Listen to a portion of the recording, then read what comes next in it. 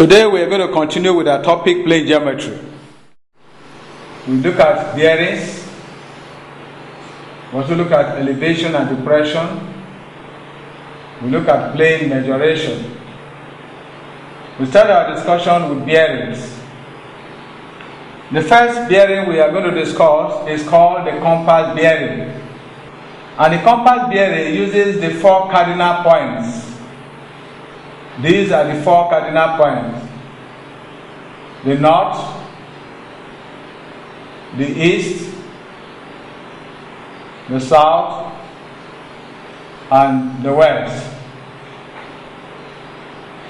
We have an example of a compass bearing, such as north 60 degrees east. You now see that it starts with the north, it moves 60 degrees towards the east. And you can represent this on the cardinal points. This is your north, your east. I take a measure of an angle, and from here to here is 60 degrees. The measurement of the angle, not 60 degrees east, will be represented as I have just done here in this illustration. Then we can also have a measure south, maybe 40 degrees, and east. What does that mean? It means you have your starting point is the south, and then to your east, and you are moving a measure of 40 degrees. From here to here is your 40 degrees. So this is south, 40 degrees toward the east. That is a compass bearing, as illustrated here. Another example will be looking at the north, maybe 30 degrees west. You can represent this like this. This is your north, and this is the west. Then you take an angle, measure an angle with a ruler, show it. So this angle from here to here is a 30 degrees. So actually, start from the north, 30 degrees towards the west. Then you can also have the south, maybe 45 degrees towards the west. Again, this can be represented like this.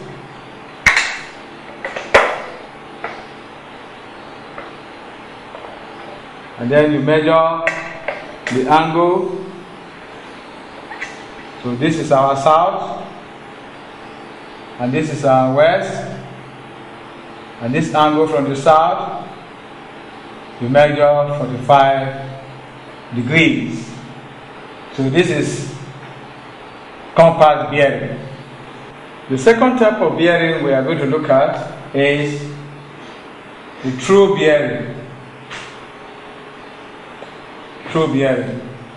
Under the true bearing, which is also referred to as whole circle bearing,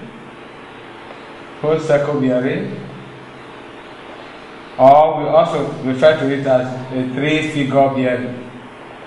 Three-figure bearing. Alright. Considering the true bearing, all measurements start from the north and move clockwise. That is the true north. All measurements start from the true north, and then they move clockwise. So if we take, for example, 60 degrees, it will now be written as 060 degrees. That's why we call it the three-figure bearing. The whole circle bearing means that it starts from the true north and move clockwise. The whole circle. So if we have, for example, 060 degrees, this is equivalent to, if we sketch it, we have starting from the north and you move 60 degrees clockwise. In this direction is your 060 degrees. Another example will be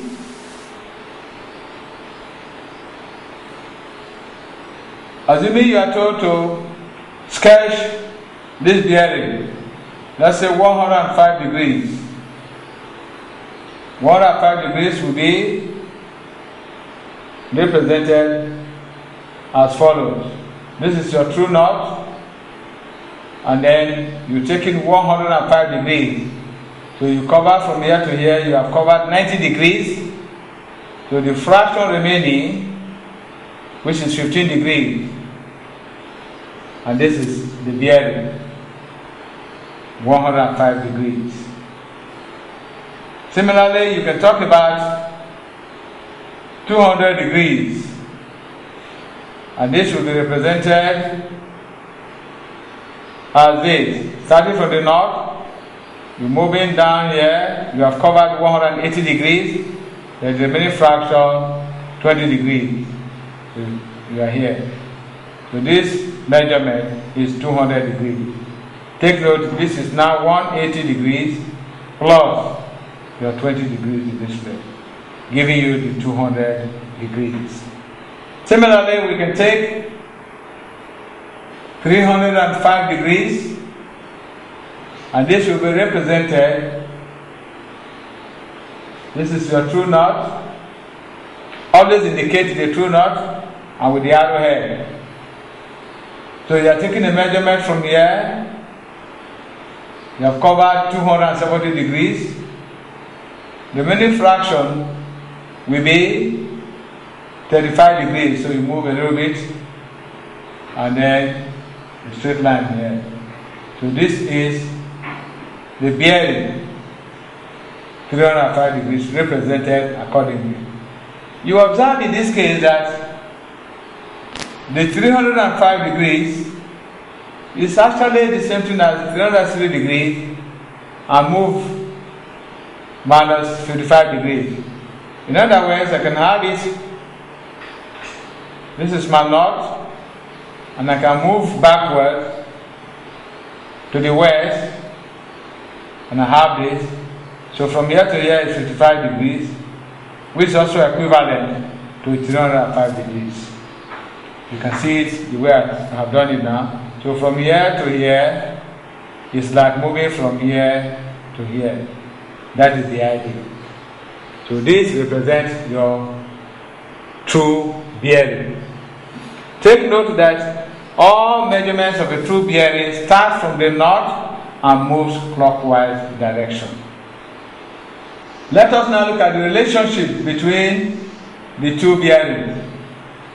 Relationship between the compass bearing, compass and true bearing. Relationship between the compass bearing and true bearing. Let's take, for example, you have your north 60 degrees east. This one is equivalent to 060 degrees. Then let's take your south 30 degrees east. This will be equivalent to 180 degrees minus 30 degrees, and that will be equal to 150 degrees. If you now have south 40 degrees west, this will be equal to 180 degrees plus 40 degrees, and the value is equal to 220 degrees. And if you also have your north, let's say 35 degrees west, this means 360 degrees minus 35 degrees. And that will be equal to 325 degrees. You can now see the relationship between the compass bearing and the true bearing. Let's take a look at elevation and depression. The angle of elevation of a point and the angle of depression of that point are equal. What am I saying? Assuming you have this, and here is a tree, and this is the top of the tree, and the tree is perpendicular to the ground level, and you are observing from this point. You are standing here and you are observing.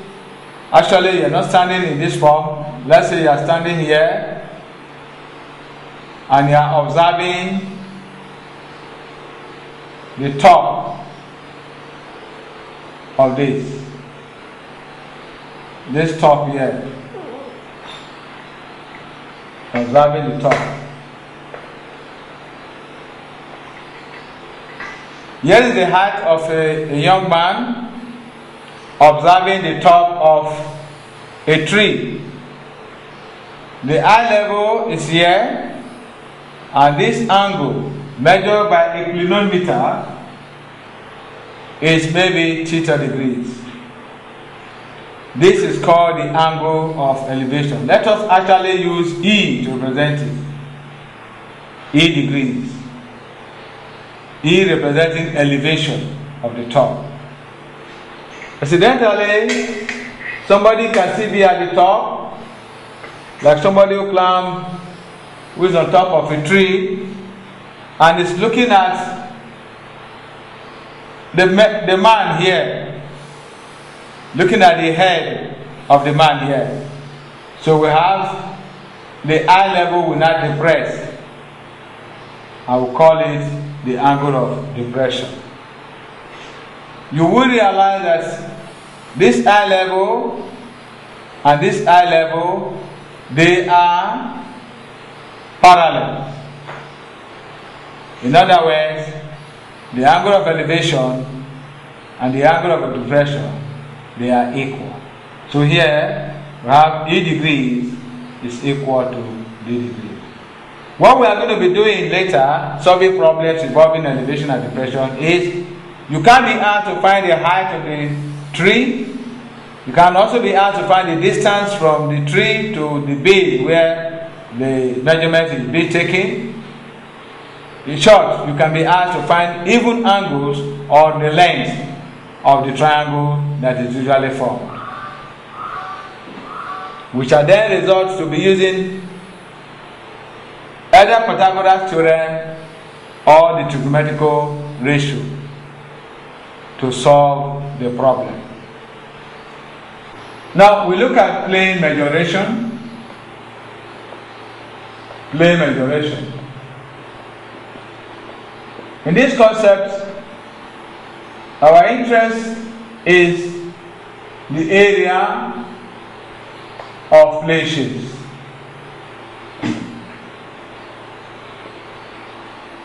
And then we are also going to look at the perimeter of plane shapes.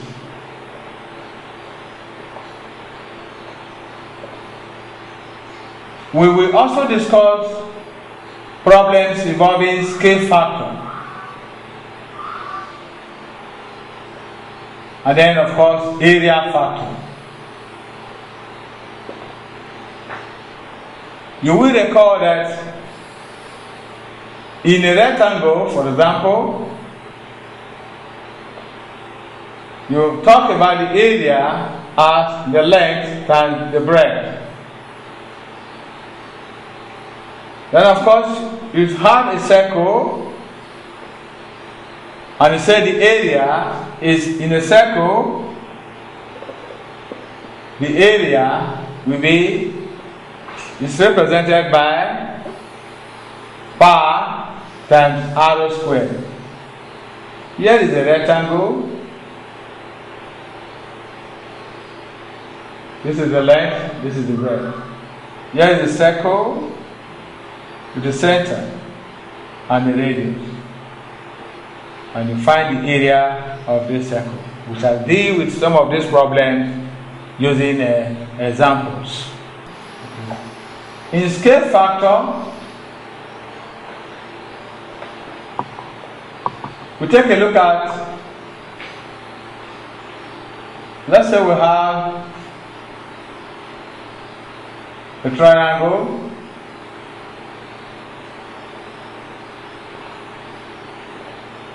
We have triangle A, B, C, D, and E. If you look at this triangle, we know that this triangle, from our experience, from what we have done before now, is triangle ABE is similar to triangle ACD. In other words, the scale factor here will be AB all over AC, or BE all over CD. You can also have AE all over AD. We are looking at the ratio of their corresponding sides. So this is the scale factor. And then your area factor is the square of the scale factor. The area factor is the square of the scale factor. This will also enable us to solve problems dealing with the area of similar triangles. We shall see examples today shortly. Let's take the first example. Example number 1. The bearing of a bird on a tree from a hunter on the ground is not 70 degrees east. What is the bearing of the hunter? What is the bearing of the hunter from the bird? Solution. Let's describe the information given to us diagrammatically. Here is a tree, and the tree is on the ground, and it makes an angle of 90 degrees, which means it is perpendicular to the surface. Now, the bird is right here, and then the hunter is here. So we are looking at the bearing of a bird on a tree from a hunter on the ground is not 70 degrees east. So let's take our north 70 degrees east. This is your north, this is your east. 70 degrees is measured. So this is 70 degrees. The hunter is here. So what happens next? What is the bearing of the hunter from the bird? Now observe that here is the bird. The bird is here, and this line and this line, they are parallel.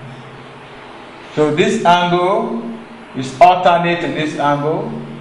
So this is 70 degrees as well. Then in other words, this angle here will be 20 degrees.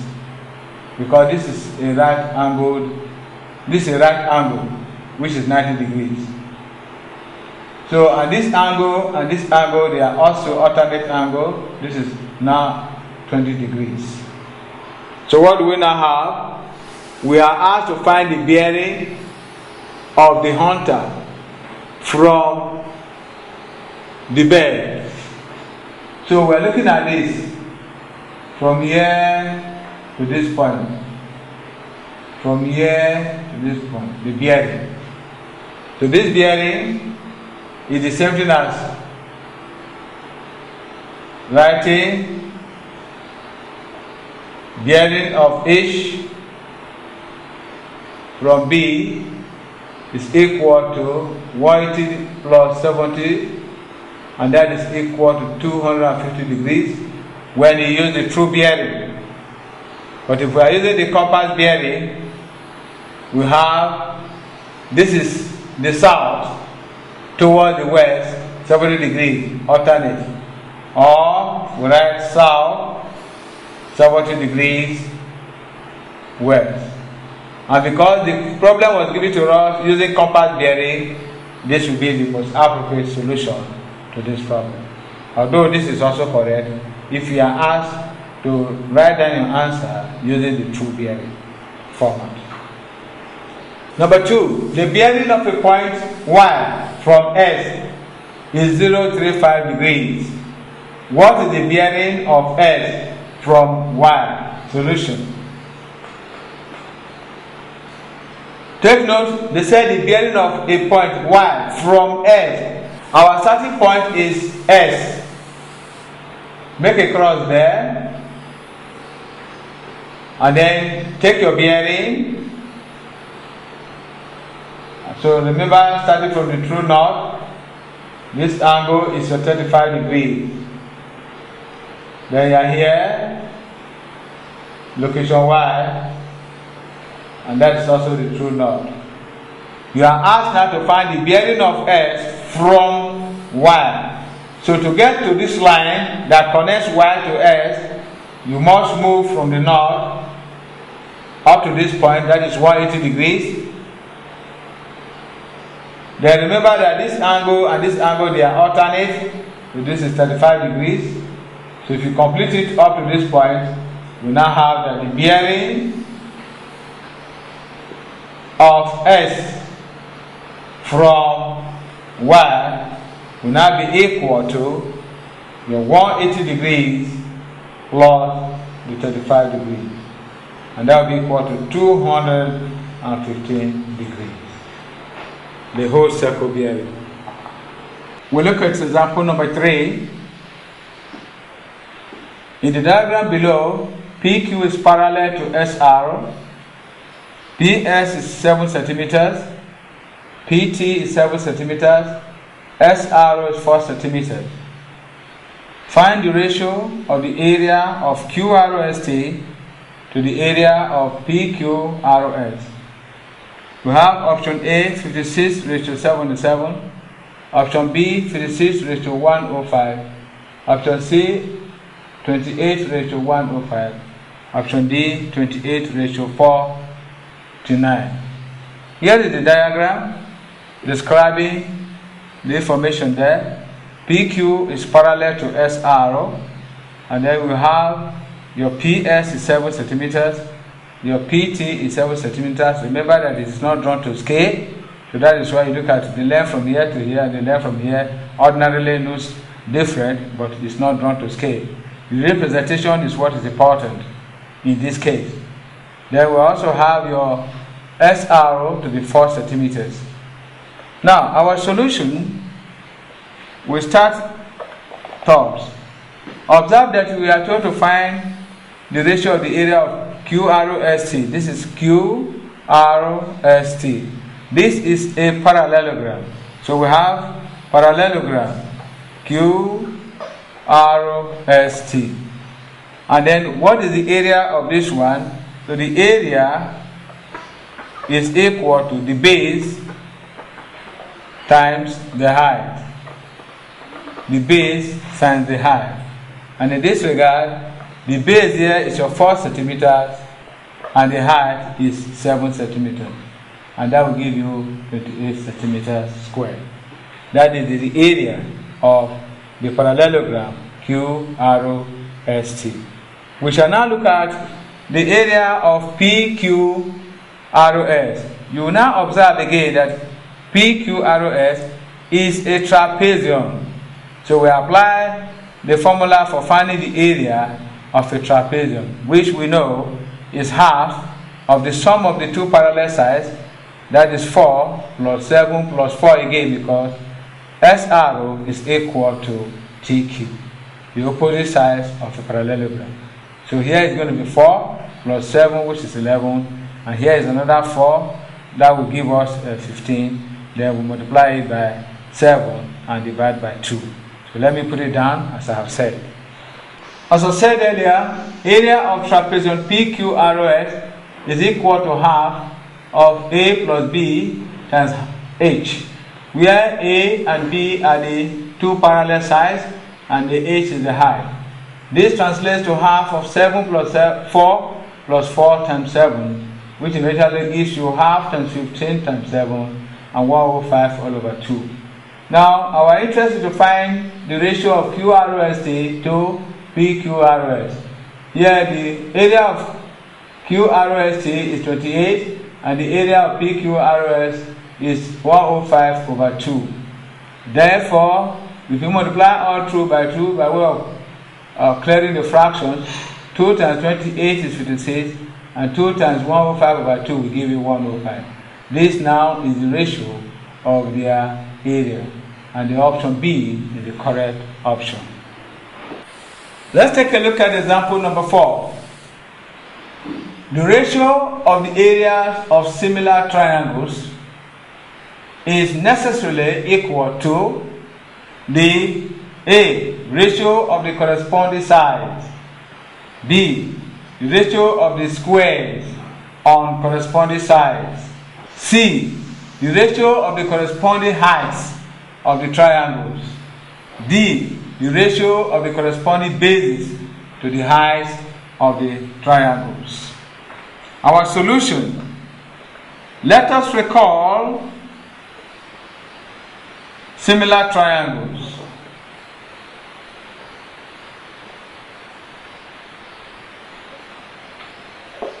Let's take this as our two triangles.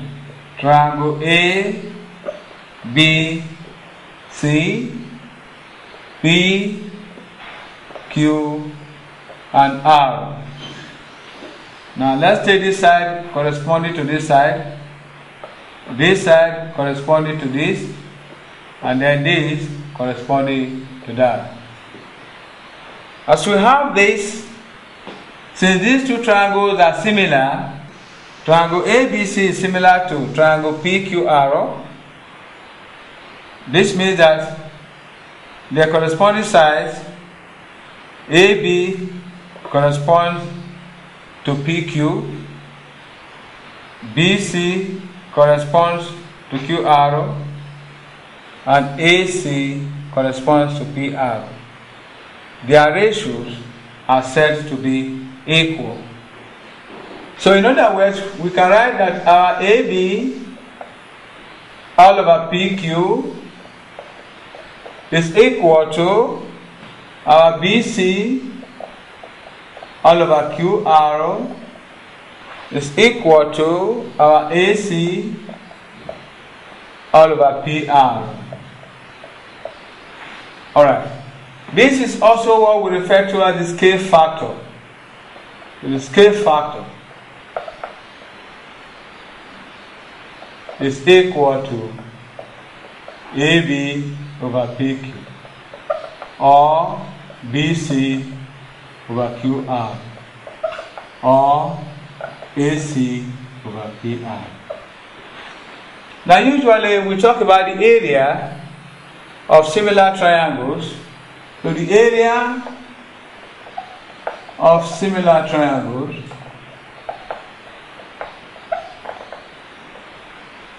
is equal to the square of the scale factor, which is exactly the same thing as the ratio of the corresponding side. So therefore, we have that the area factor here is equal to AB squared over PQ squared or BC squared over QR squared or AC squared over PR squared. Therefore, in answer to this question, The first one says the ratio of the corresponding side. The ratio of the corresponding side does not give you the area, as you can see. The ratio of the corresponding side is just the scale factor. Then the second one, the ratio of the squares on corresponding side. This is the ratio of the squares on corresponding side. So option B, which is the ratio of the squares on corresponding sides, of squares on corresponding sides, is the answer to the problem.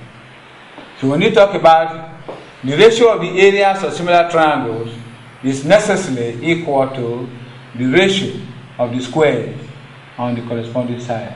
So option B here is correct. Of course, option C, the ratio of the corresponding heights of the triangle is not correct because we're not talking about heights here. Then of course, option D, the ratio of the corresponding bases to the height of the triangle is not also correct. It is not the ratio of the corresponding bases to the height of the triangles. We are talking about the ratio of their corresponding sides, not necessarily the height and the bases only. Let's take a look at example number 5. An isosceles triangle of size 30 centimeters, 30 centimeters and 10 centimeters is inscribed in a circle. What is the radius of the circle? We have options A, 7, 124 centimeters, B, 12 centimeters, C, 8 centimeters, D, 7 centimeters. Our solution. You take a look at the circle, and then we have the triangle inscribed inside the circle. This side is 30 centimeters, this side is 30 centimeters, and this side is 10 centimeters. This is the radius from the center to any point there. And then from the center to the chord, we have a perpendicular line. So this is our radius, and this is the height. And then we also have here the midpoint. From here to here is the midpoint of this line. So let's say this line is our line triangle ABC. So this point here, where this perpendicular line meets the chord BC, is a bisector. So from here to here will be 5, and from here to here will also be 5.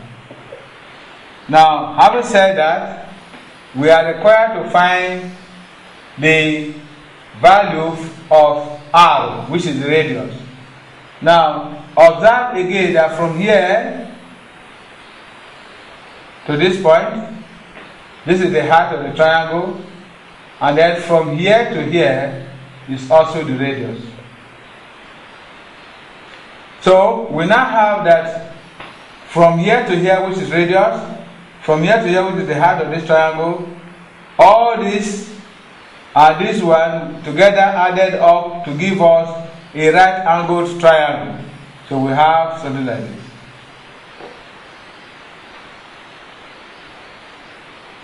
Now here is the point.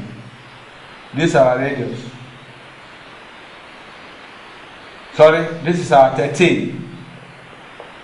And this point here is R plus H. And this one is our 5.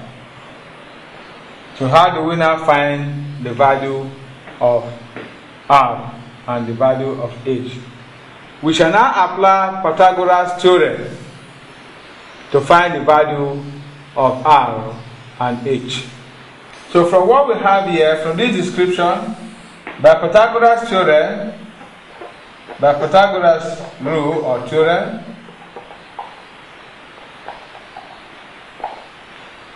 we have that 5 squared plus R plus A squared is equal to 13 squared.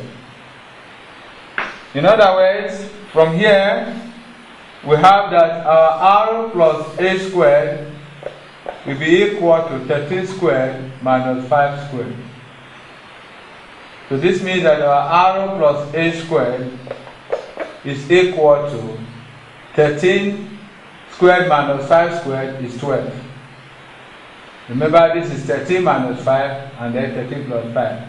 Pythagorean triple. So this is equal to 12 squared. So that our arrow plus h will be equal to 144. Sorry, will be equal to 12, not 144. Our arrow plus h is equal to 12. Now that I've gotten the value of arrow plus h to be equal to 12, I can therefore now use the value of arrow plus h to find the solution. From here, I now have that my h is equal to 12 minus r. I need this in terms of r so that I'll be able to find the value of r. So, from the triangle where you have the radius, so we have r squared will be equal to 5 squared plus a squared, and our a squared is 12 minus r, or squared. So when you solve this, you expand this one, you have your r squared to be equal to 25 plus 144 plus r squared and then minus 24 of r.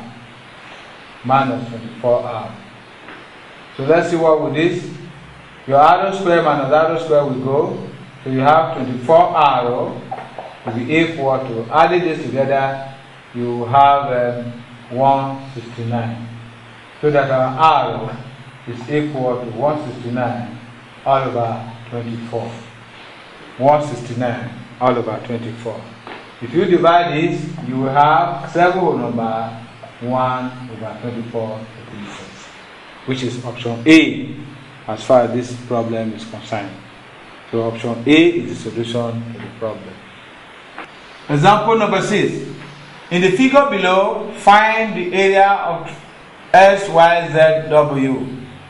Option A, 60 centimeters square, B, 24 centimeters square, C, 27 centimeters square, D, 72 centimeters square. And here is the diagram. And then of course we have that SY is parallel to WZ. Then I have created here a dotted line indicating that this line is the height of the trapezium H. And then of course it's also making an angle of 90 degrees there. And so we now have, let me bring it out, something like this.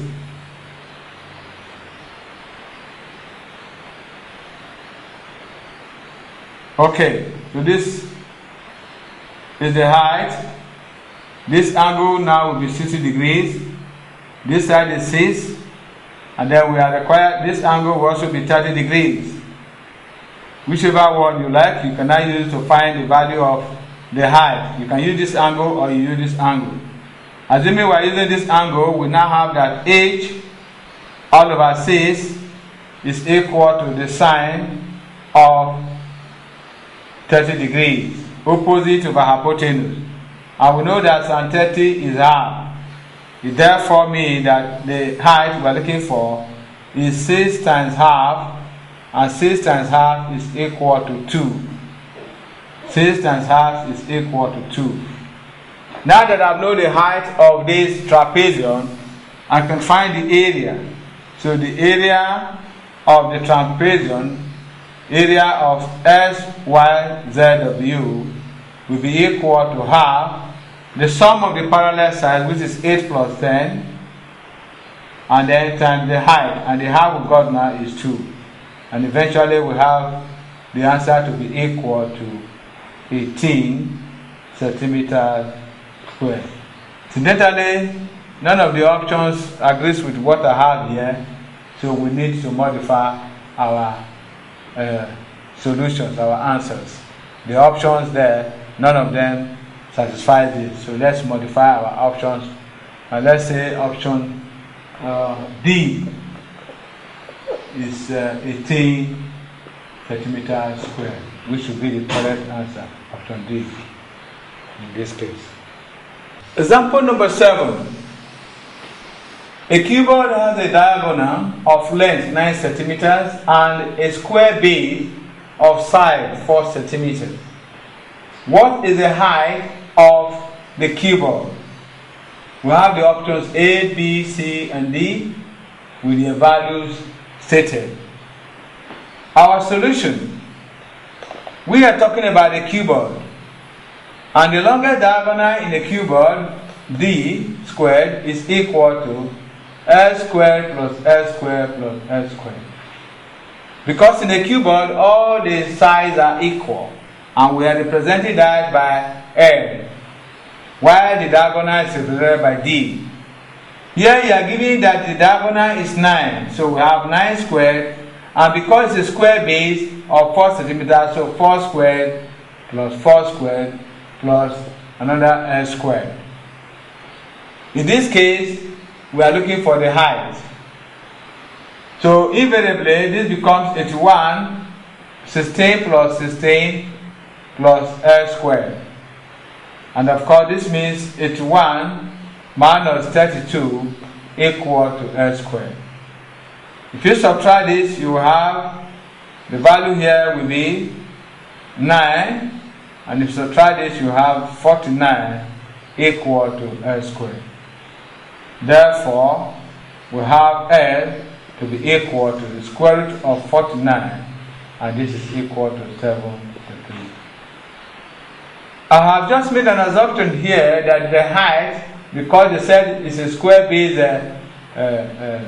cubeboard, that all will be equal.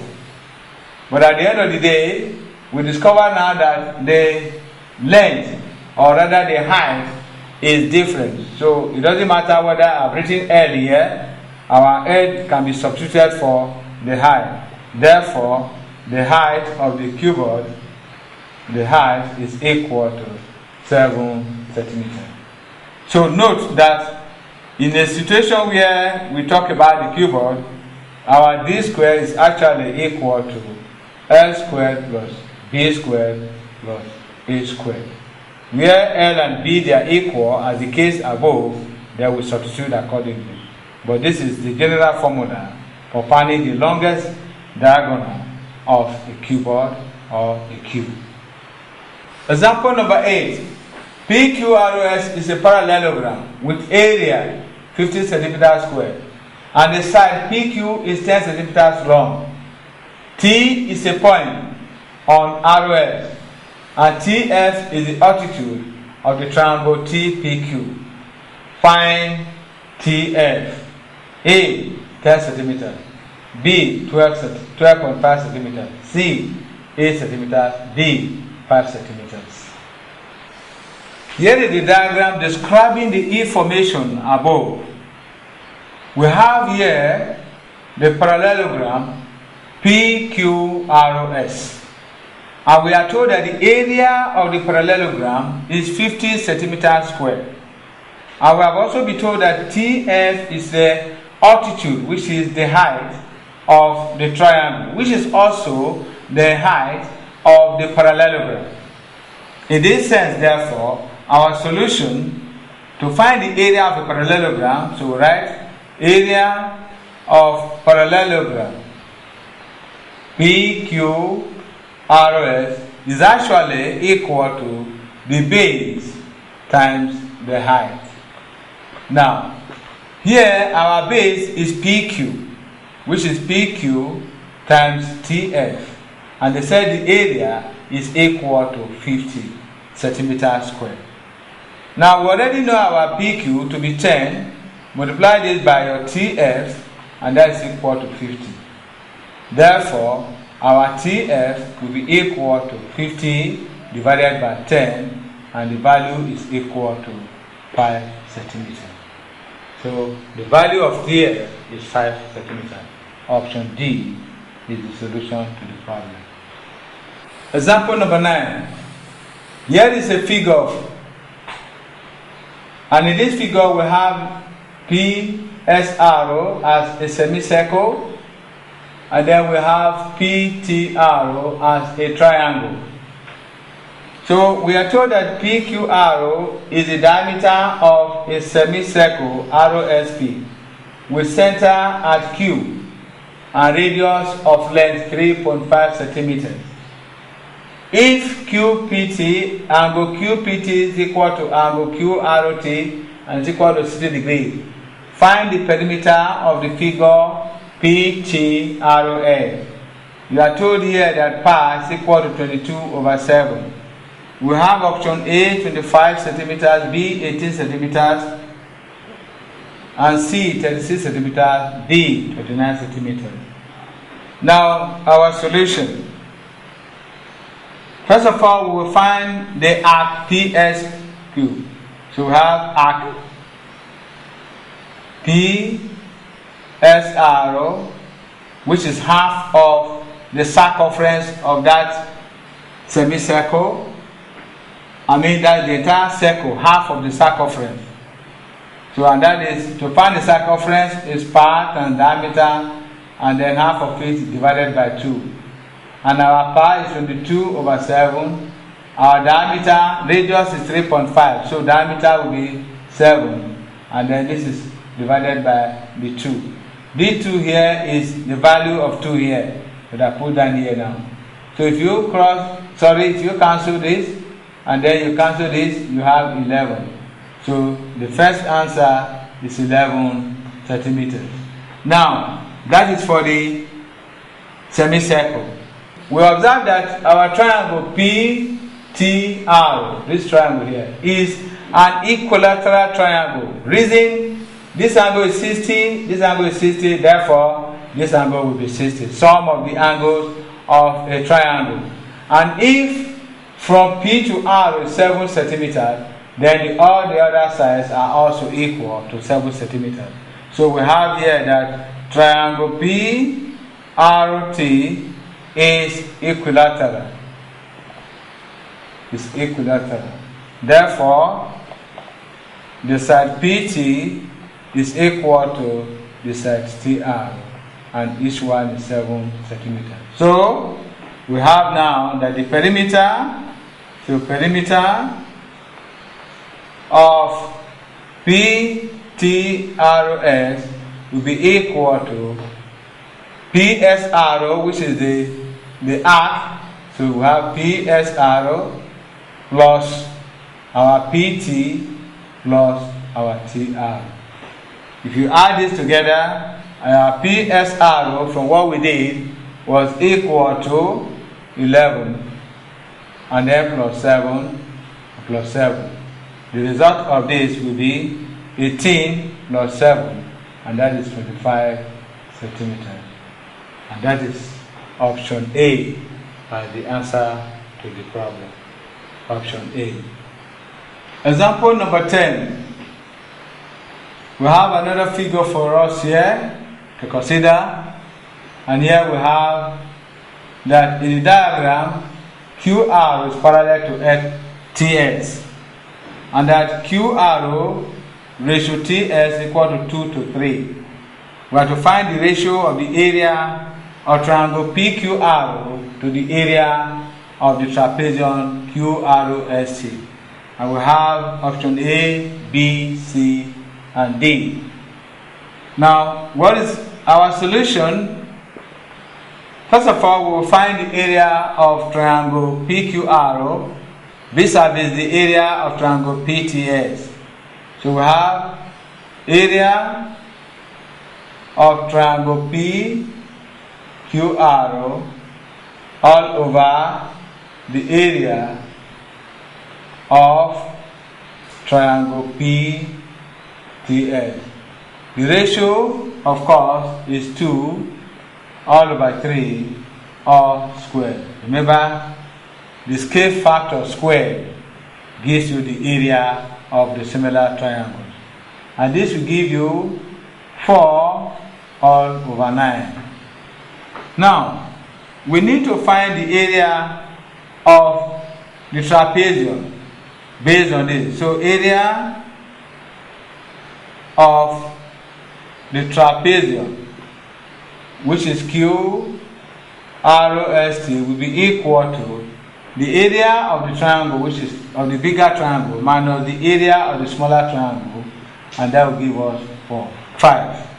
Therefore, find the ratio of the area of triangle PQRO to the area of the trapezium QROST. So I'm saying, therefore, the ratio of the area of triangle